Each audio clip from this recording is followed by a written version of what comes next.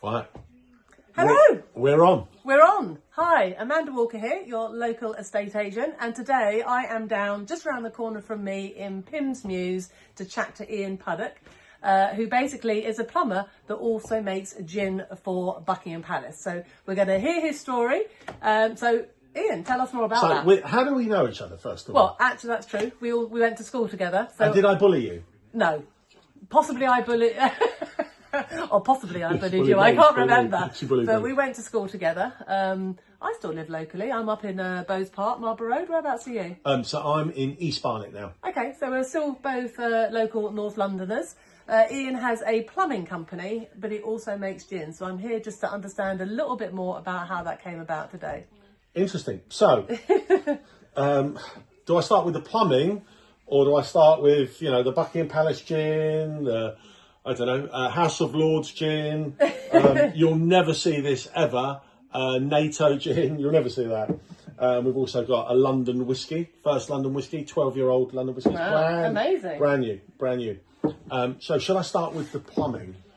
I guess maybe that's the beginning of your story, really. Okay. So I left school ashamedly with no qualifications. I did the same. I got a CSE pass in English. I think that was the only thing. But I didn't really go to school that much, and because I was brought up in a very strict religious order, and the end of the world was coming, so why would you go to school? So fair enough. So that was the reason.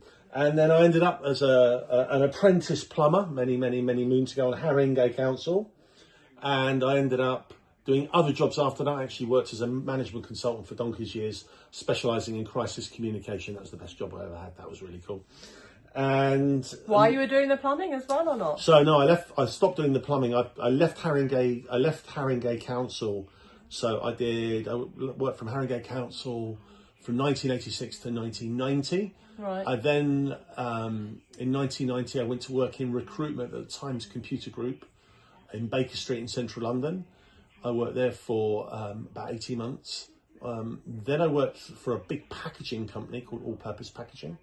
I got poached from there and went to work as a manager for National Packaging PLC, and worked my way through various career. Completely different. Just there's no pattern to it. Normally, when people work in a profession, they work in or around that profession. Yeah, mine's just completely random, really.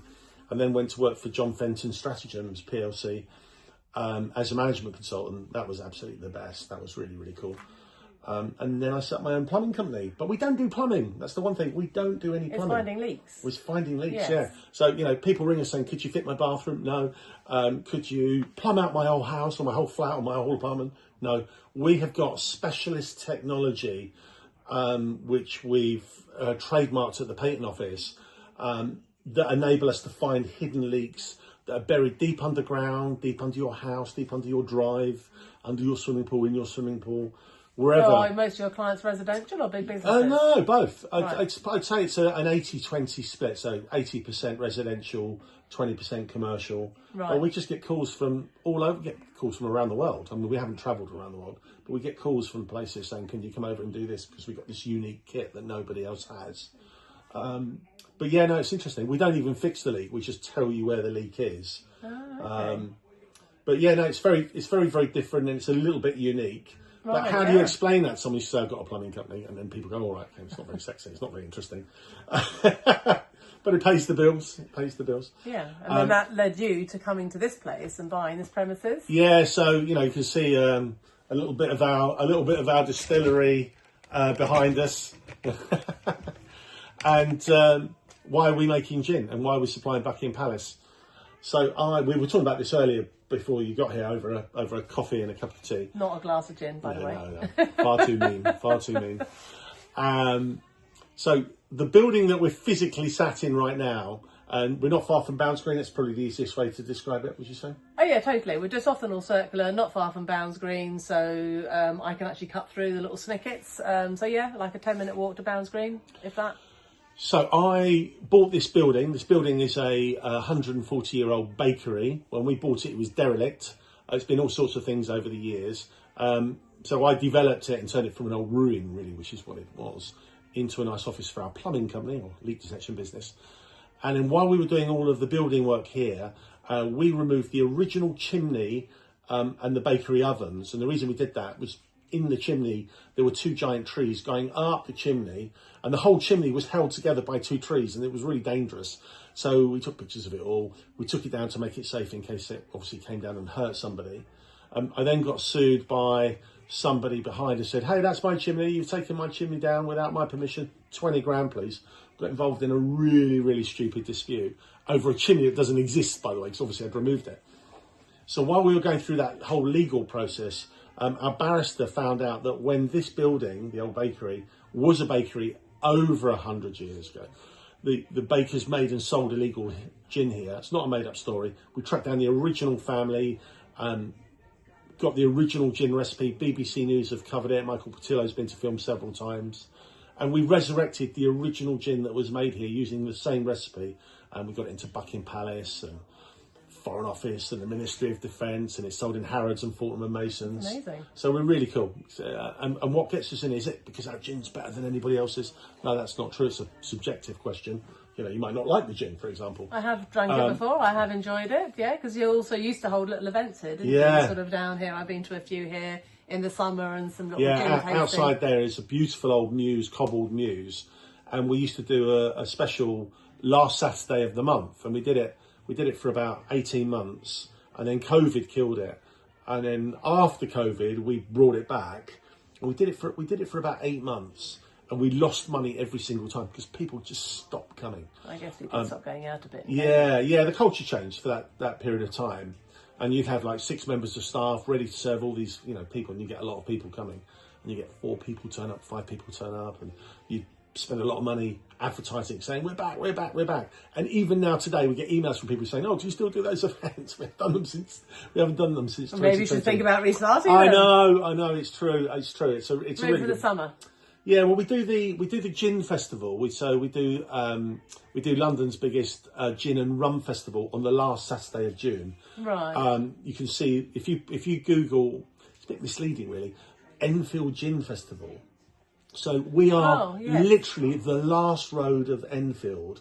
So literally the next road up there is Haringey. Okay, yeah. So when you think of the heart of Enfield, we're not in the heart of Enfield at all. We're really on the periphery. We're nearer to Bounds Green and Haringey than we are Enfield. But if you Google Enfield Gin Festival, okay, last Saturday every month. So anyway, you're going to be making some more of these videos. I am. So what I thought I'd do is, I'm a local estate agent. I've worked locally. Well, I've been in the business for 27 years, 28, I guess, nearly 30 years. Always North London. I'm from Muswell Hill. We went to school in Ali Pali together. What was Portismere. Yeah. I mean, it was APS when you started. Alexandra Palace. And I went Alexandra to Brighton, Park. and then they merged the 2 schools. Yeah. But we've obviously, born and bred locally. So I've worked for various estate agents up in Muswell Hill and East Finchley, but I decided to branch out on my own 6 months ago. So I thought this year a nice thing to do would be just to showcase some local businesses. And because we obviously know each other, I thought I'd start with you. That means I talk a lot. It's true. And then, just basically showcase them, ask them what they're doing, and just really to promote how wonderful our area is, really, to live in, and just what a joy it is and what lovely things are happening. So there's a few more on my radar that I'm going to do. But also, so I basically run an estate agents and have done for, been an estate agent for a number of years. One of the most important things in business, irrespective of whatever business you do, is exploiting your difference. So, you could be a window cleaner, you could be the local butcher, you could be the local plumber, but just trying to do things a little bit differently. And I just think that your approach by approaching local businesses, sharing that information on social media so you get local people communicating with you, engaging with you on what's going on, actually positions you and as any a bit suggestions different. of who I can interview, please feel free to suggest that. And what's different about me, I guess, because I am just my own company. Drinks lots of coffee. I just did dry January as well, so no gin. Allegedly. So it's a very sort of one-on-one service. So people. I mean, there's nothing wrong with high street estate agents. I've worked for them and I've loved working for them. But what I'm now providing is much more of a one-on-one service. So you get me doing all the viewings, running the sale, and I do love what I do. So I just thought I'd just give it a go on my own, basically. Your enthusiasm is infectious. Yes. So, and any more to say for your, what's No, your next, have you got another venture? Yeah, no. We talked earlier before we did this. I'm going to make some videos. So I've done some unusual things. And when I put it on social media, I get battered. People think, oh, he's a fantasist, he's a nutcase, he's just a liar. So I got the contract to broadcast the Queen's Christmas message in 2004. I'm going to make a video explaining not just how I got it, but the process of approaching Buckingham Palace. Did you meet the Queen? Once. Right. Then how Vodafone in 2002, they had to announce the world's biggest corporate loss. I think it was like 13. It was just telephone numbers, and I got a phone call at 4 o'clock in the afternoon from Chris Gent, the chief exec's office, because my background was crisis communication, saying, we've got this problem, how would you handle it? So I said over the phone, they said, can you come down? And I worked all night with Ian McLaurin, the chairman of Vodafone, and Christopher Gent. I'm going to make a video explaining exactly how that worked. And if you're involved in sales or involved with working with people, yeah, you find it interesting. It's not all about me. I did this, I did that. Yeah, if it was all about me, I did this, I would have made this video 20 years ago, 15 years ago, 10 years ago. But I just thought about, I've done consultancy. I've worked with some fantastic companies and done some really interesting things. And as I said, if it really was just all about me, I would have done it a long, long time ago.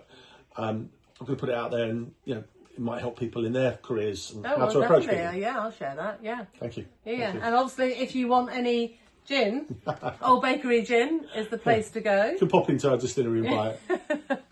And that's it, I guess. Thanks, Amanda. Yeah, Cheers. my pleasure. Yeah, have a lovely day out there, people. Take care. Thank you.